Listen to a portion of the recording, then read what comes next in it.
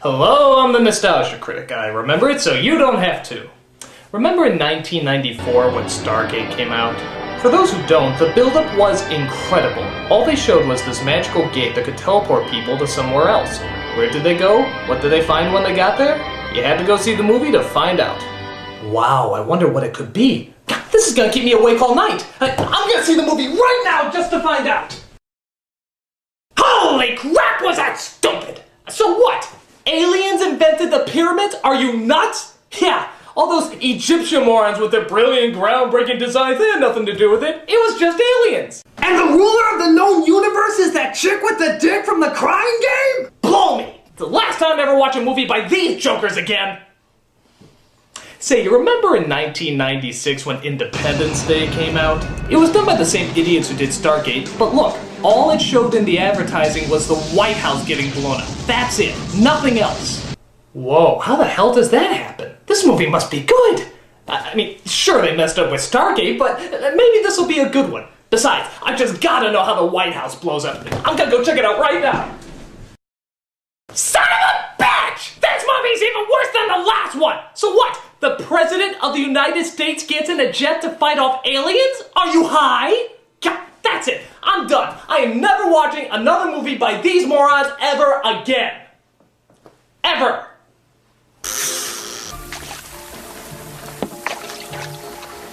Nope, not interested. No. I got a bite. No, I don't care.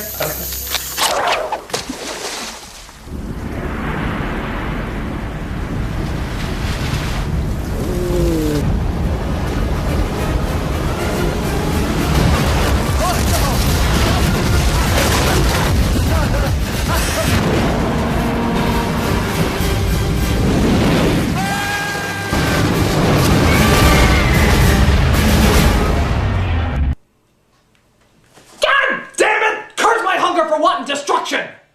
Alright, so even though the filmmakers made two horrible movies before it, Godzilla hooked us all in with its clever advertising. How? Because they never showed the monster. You had to see the movie in order to see the monster. So advertisers thought up the brilliant strategy of describing the monster for us, like vehicles that said his foot is as long as this bus, or billboards that said his head is as big as this sign. It was downright genius. Alright guys, so you suckered us in yet again. But please, can you try and give us a good movie this time? I mean, it's Godzilla! It can't be that difficult to make something that's just so unentertaining. Oh, you shit-knockers! You did it! You actually did it! You made Godzilla even less credible than it already was! Somebody give these douchebags an award for sucking! Ass! So if I had to sit through this pile of dino droppings, I figure you ought to share the pain with me. The film starts out with, oddly enough, a monster attacking the Japanese. Haven't seen that before.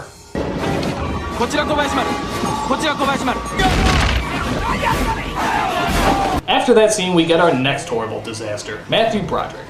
He plays our main character called Nico Titopoulos. It's Titopoulos. Whatever. He plays as a nerdy white guy who wears glasses and is socially weird.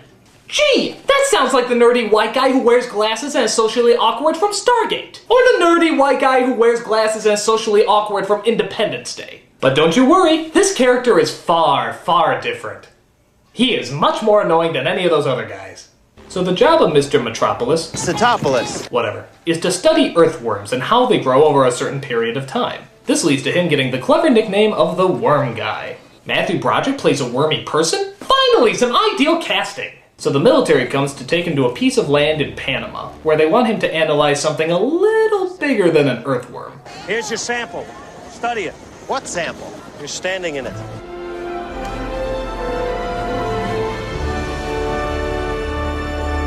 They want him to analyze the footprint of a giant chicken? Though killer poultry is not on his list of studied specimens, good old testosterone, Titopoulos, whatever, agrees to study whatever made that hole in the ground. Meanwhile, in Tahiti, the French guy from The Professional interviews one of the survivors of the monstrous shipwreck.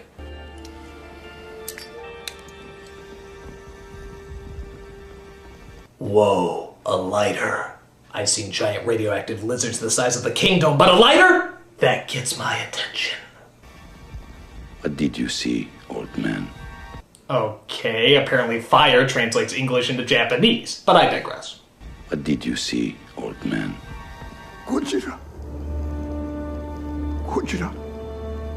Godzilla. This seems threatening at first, but take a look at what Godzilla actually translates out to. Godzilla. Godzilla.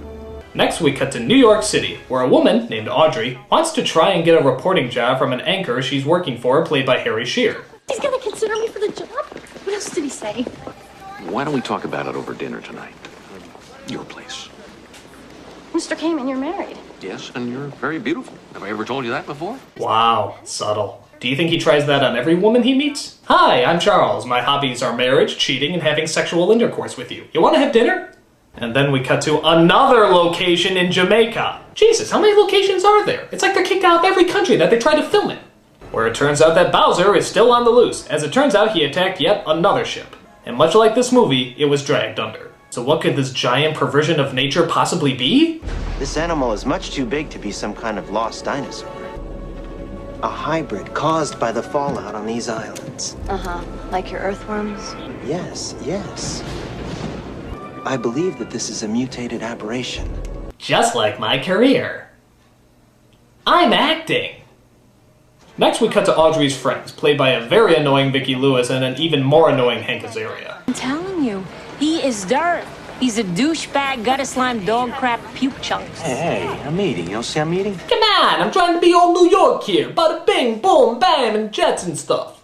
She's suddenly distracted when she sees Mr. Tapdancelis, Cetopolis. whatever, on the TV screen. Seems to be an unusually tight security around the crash site, possibly because of the military. While that's going on, we see the mayor of New York and his aide appeasing the city. Tell me if these two look familiar at all. Oh, they're spoofing Siskel and Ebert, I see. Apparently Mayor Ebert is an anger-obsessed screamer who spends most of his time eating candy, while his aide Gene is a slimy little yes-man who blindly agrees with everything he says. Take that, Siskel and Ebert! How dare you have an opinion!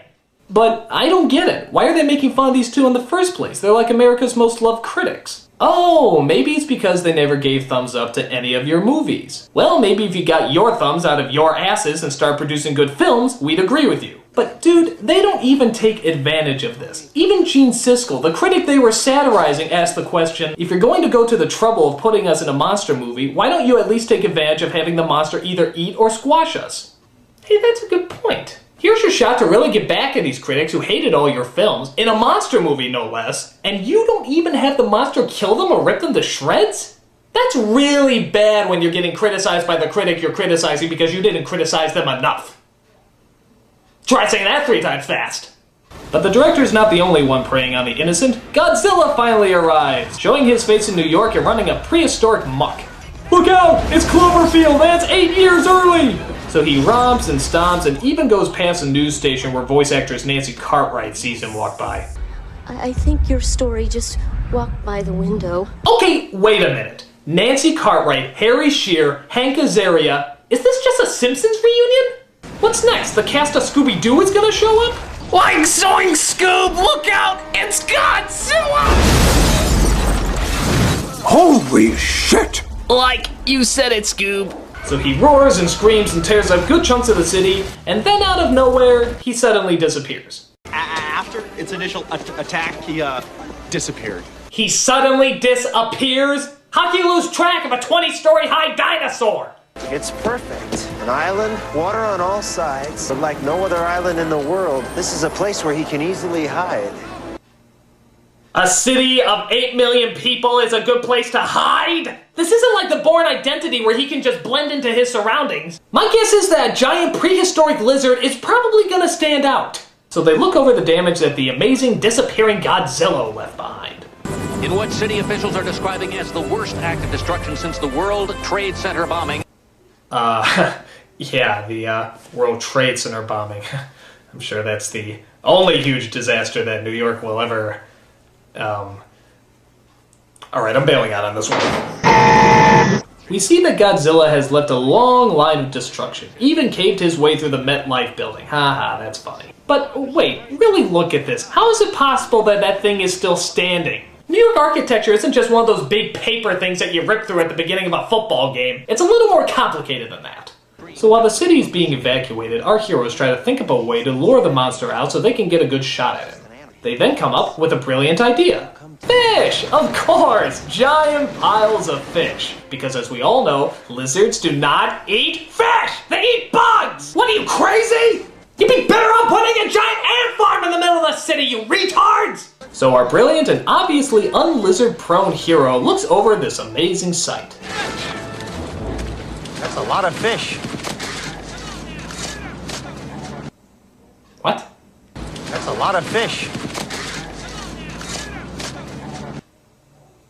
That's a lot of fish. That's a lot of... I don't get it. That's a lot of fish. So? I mean, is that meant to be funny? I left a pause at the end for the audience to laugh. I mean, but what's the joke? I could have just as easily said, that's a hat. That's a wall. That's a lot of fish. I mean, how is that funny? You could have said a lot of things there, like, I got a fishy feeling about this. Or, it's like shooting fish in a barrel out here. I mean, it wouldn't have been funny, but at least they would have been actual jokes. That's a lot of fish. You could spend years trying to figure out why the hell that's supposed to be funny and not get anywhere. That's a lot of fish. Look, you could literally just put in gibberish. And that at least would have been a little bit funnier. He looks over this amazing sight, turns to the other guy and says, poppity pop pop pop. And that actually will have gotten a little bit of a laugh. Just nonsense off the top of my head is funnier than these guys trying to willingly produce written humor. Think! So, after Mr. Timmanopoulos, Sitopoulos, whatever, makes his brilliant remark, guess who comes to dinner?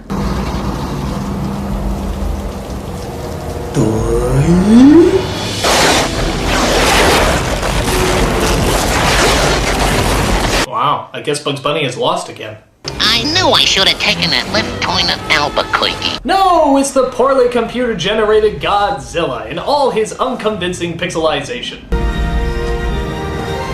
Did you get my good side?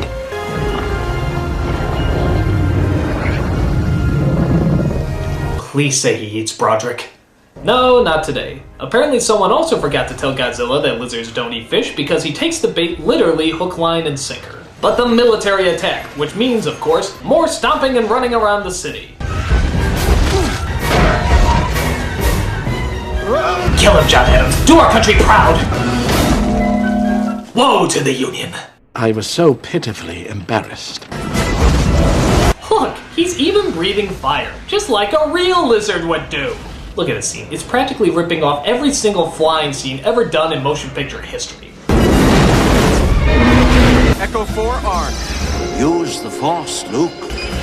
Locked on, sir. Unit 1 to Unit 7, give me a situation report. It's colder than the buildings around them. The heat seekers can't lock. Stay on target. Colder than the buildings around.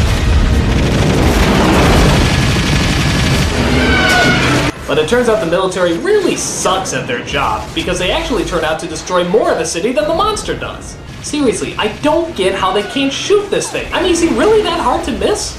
I especially love this scene where the monster actually manages to fake them out. Dude, this isn't a game of tag. Just use any of your basic 5 senses to find him.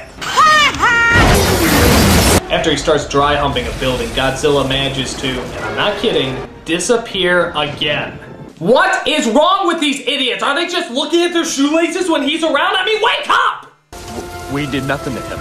Oh, that's not true. We fed him. Several good soldiers just lost their lives. Dick. So after that, we see Audrey! As she comes across Mr. Takanova and Humpashire, Ricky Dicky, Hamster Master, Polly Wally, Wanna Bing Bangy, Supercalifragilistic, Knick Knack, Patty Wacky, Give the Dog a Banana, Fana, Fo Fresca, Hickory Dickory, Hockety Pockety Wackety Whack, Angelina Francesca III. Sitopoulos. Whatever. As they decide to catch up on old times. You're still mad at me? Well, you left without a phone call, a letter, nothing. All this time, yeah, I guess I am still a little mad. That was 8 years ago. Some people change. Most people don't. I'm sorry, but, you are aware that there was just a giant radioactive monster roaming through the city, right? 8 years is a long time. Can I make you a cup of tea? Sure. That'd be nice. By the way, did you see all that fish? There was a lot of it. She stares over as apparently her ex-boyfriend keeps a lot of pictures of her lying around. Most women would find this creepy, but the script's out-of-touch reality suggests that she finds it charming. So charming that she steals a videotape of top-secret information from him so she can post it all over the news. Wow, what a whore. Meanwhile, as helicopters continue to search for plot, Broderick comes across a stunning realization. Godzilla is pregnant? But how can that be? Males can't lay eggs. Not if he reproduces asexually. Wow, how dramatically convenient. The blood that I collected revealed that the creature is either about to lay eggs or already has. Gentlemen, we could have sequels. Horrible, horrible sequels! These eggs are gonna hatch very quickly. How could you possibly know that? The fish that we found on the subway. He's not collecting all this food just for himself. And I don't think I need to remind you, gentlemen, that was, in fact, a lot of fish. But the army doesn't listen to Broderick's pleas as they discover that he accidentally leaked information to the news and is booted off the assignment. Audrey tries to apologize for being a bitch. It was a terrible thing to do. I never should have done that. Good luck with your new career. Really think you have what it takes? I thought we had something. I thought we had fish! But Jean Reno pops up as it turns out that he's part of a secret French organization as they set out to stop Godzilla because they care about the Americans. Can you believe us to expect such a thing? I mean, not the giant radioactive lizard, the French trying to help Americans. Ridiculous. Because the fish plan worked so well the first time, the military plans to do it again! Only this time they're luring the monster out into Central Park. Because as we all know, no one can survive Central Park in the middle of the night. Godzilla comes out for the 11th rainy day in a row and again falls for the bait. Alright, I'm just going for the fish. We cool? We cool? Oh, you cock tease! With some more explosions and obnoxious kabooms, Godzilla runs through the city yet again. I'm starting to think you don't like me very much. Oh good, he jumped into the Hudson River. He'll be dead in a matter of seconds. But the Green October is standing by to zap this rapscallion back to Kingdom Come. Direct hit! I just wanted to be on Broadway. You'd think that'd be the end, but nope. Our heroes drive into the demolished subway to find the nest of eggs that Broderick was talking about. But wait, how are the French gonna pass by as Americans? Who you boys with? We're with the 3-2, sir. I didn't ask you, soldier. You got a problem talking? Well, no, sir, I'm fine. All right, keep it moving. Well, thank you very much. Elvis Presley movies. What's the king? Could be worse. He could have done his Jerry Lewis impression. I just wanted to ride on the underground choo-choo with the wheels and the sparks and the lady! So they come across a destroyed Madison Square Garden where they make their discovery. Quiet, I think I hear fish. Faster than you can say green eggs and ham, our heroes come across a nest of Cadbury eggs from hell. But the eggs start to hatch, and rather than just shoot the damn things, the French do what they're best known for. Give up and scram. And this is the part of the movie I like to call, guess what part of Jurassic Park they're stealing from?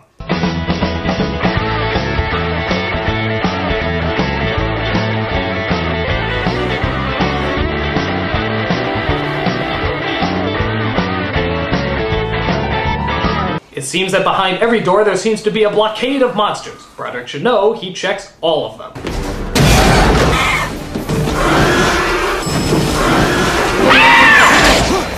Once again, the mystical gumballs of doom seem to give the monsters the slip, as they get out of the building just before the military blows it to smithereens. So this should be the end of the movie, right? No, because Godzilla actually resurrects himself back to life. Truly, he is the son of Godzilla. So this leads to yet another chase scene where our heroes race across the city in a taxi. Turn the meter off! Turn the meter off! You know, they outwit this thing just a few too many times. He breathes fire at them, they just turn around. He corners them in a tunnel, they just turn on their headlights. They get trapped inside his mouth. Hey, got a quarter? I know this is probably a bad time to mention this, but do you guys remember all that fish? Wasn't that something? So he gets tangled up in the Brooklyn Bridge as the military throw everything they got. Direct hit, but the target is still moving, sir. We'll circle around and fire again! Just blow shit up! It's all we know how to do!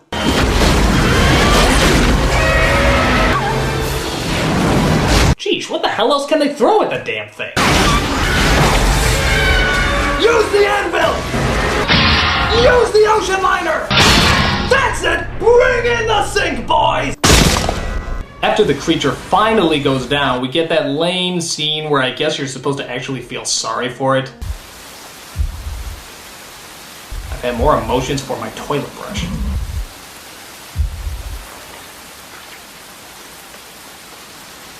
What have we become? I guess we'll never find out. Hooray! So Audrey and Titties get together, Jean gives Ebert a vulgar thumbs down, and even our French friend manages to say au revoir. Thank you for your help, my friend. Maybe one day I too can be fascinated by fish. And they all live happily ever after. Or do they?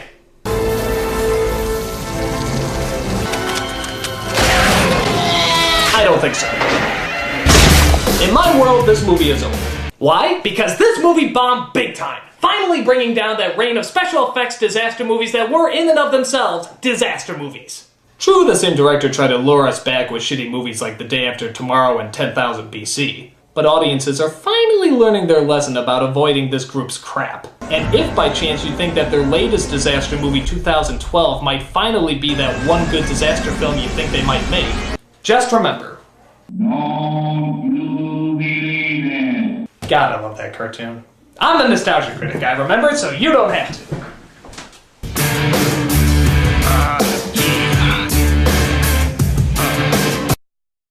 That's a lot of fish.